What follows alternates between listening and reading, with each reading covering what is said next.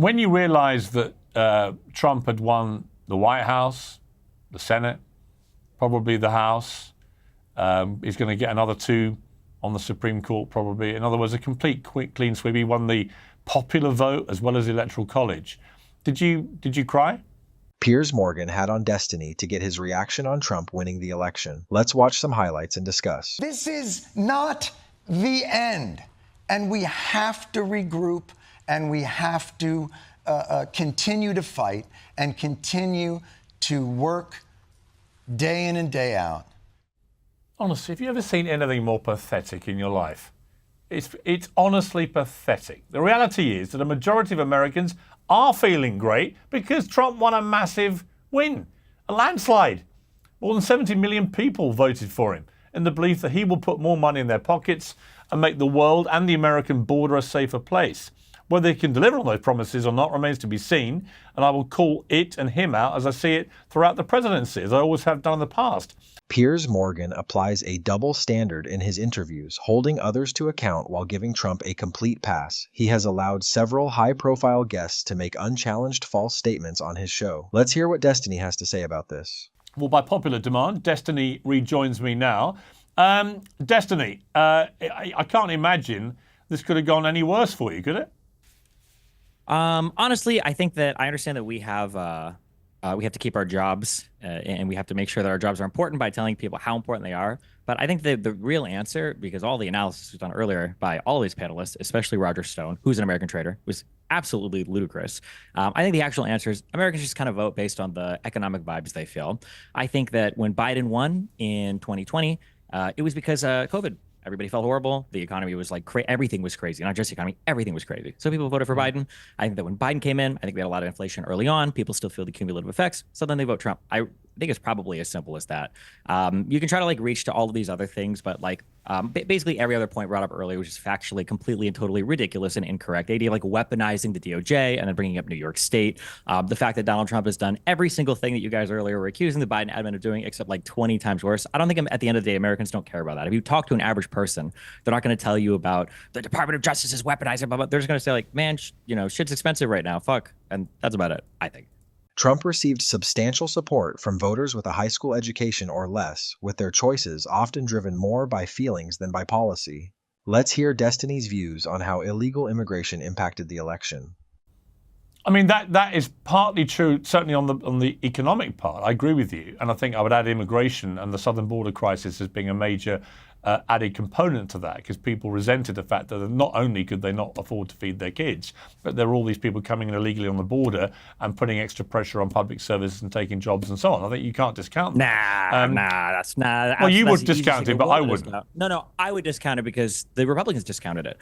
If the border was a huge issue, then the border bill wouldn't have been shut down. They would have negotiated harder on it. But they didn't. They shut it down because they knew it wasn't a real issue. People care about things like the border and immigration because Republicans told them to care about things like the border and immigration. The reality is unemployment is incredibly low.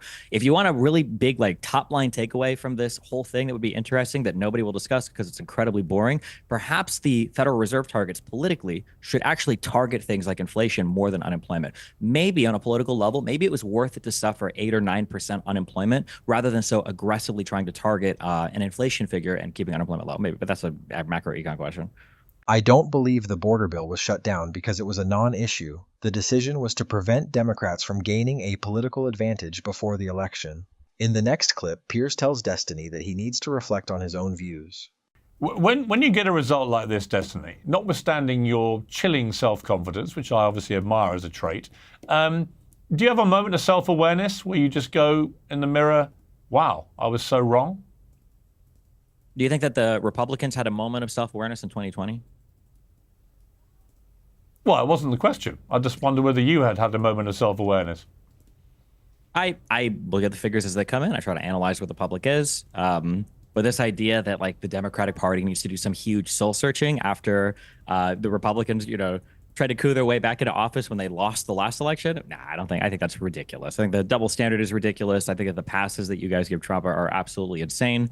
I think at the end of the day, it's just voting on your general economic trends. The only tragic thing is that because the economy has been righted in such a positive way, and nobody knows it because nobody talks about it, but the United States is outperforming basically every other country in the world on metrics like inflation, on metrics like unemployment, on metrics like real wages. Now that the ship has been righted, we're in a situation again where thankfully a Republican can come in after a Democrat has, I complained about this before on your show, after a Democrat has righted the ship after an economic catastrophe. Trump did it after Obama, and now Trump is going to do it again after Biden, and now he can try to take credit for all the things that he wasn't able to do in his administration, right? He couldn't pass infrastructure. Biden did. Now when stuff is getting built, he's going to take credit for it. He couldn't bring manufacturing like chips back to the United States when he tried to tariff China. Biden did with the CHIPS Act. Now Trump could take credit for it as that stuff gets built. So, the cycle of politics continues.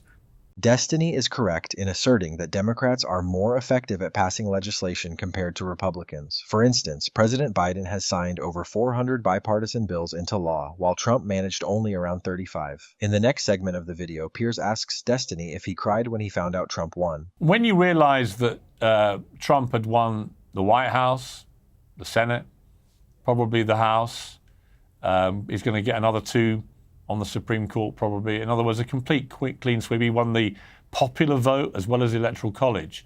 Did you cry? No, I'm not. But I'm not a crier. If I was more emotional, maybe I would have. Not a tear? Nothing? I mean, I was streaming all night. If there were any tears there, you would have seen them. Destiny, I will say though, I haven't seen any Democrats try to take over the Capitol building. We'll see on January 6th. Maybe I shouldn't hold my breath, but we'll see. Well, actually, the odd thing actually has been the singular lack of protest. I mean, I felt this at Madison Square Garden when I went to that rally, and the Secret Service told me they were expecting thousands of protesters, and 150 people turned up. And I've been really struck being in New York. There've been no protests whatsoever at this thumping Trump win. It's nothing like 2016, which makes me think the Democrats massively miscalculated in trying to continue to play the he's Hitler and blah, blah, blah, blah, blah, because that's not what people are clearly feeling, or they really would be out in mass protests. Sure, but I think Democrats are also able to lose elections. Conservatives can't, right? Because we're a little bit more grounded in reality. Like, the election outcome is either we win or we lose. On the conservative side, the only outcomes are we win or it was rigged. You saw it, and no Republican that you ever bring on this show will ever admit it, but Donald Trump said that the election was rigged this year. Like 2 days ago, he was literally saying, we pulled up the tweet as the Philadelphia votes were starting to roll in. He was saying voter fraud in Philadelphia. I saw people tweeting out that in Detroit, they're bringing in the vote dumps or whatever. So they were calling it rigged before they had any evidence, just like he called 2020 rigged with no evidence. They still believe it was rigged, just like he called 2016 rigged because he didn't win the popular vote. So, I mean, when the election can only be rigged, or when the election, is going to be won, of course, they're going to be more prone to throw a temper tantrum than the Democrats are. Well, for the record, I did not think Trump had the last election stolen from him. I said it to his face, which enraged him, but he didn't. But this one, he's absolutely won fair and square, and it's good to see the Democrats accept that. Definitely good to talk to you. I love having you on Uncensored, so I really appreciate you coming back on today. Piers claims he never believes Trump won the 2020 election, yet he has provided a platform for individuals who still claim that the election was stolen. Throughout this time, he has not challenged these views at all.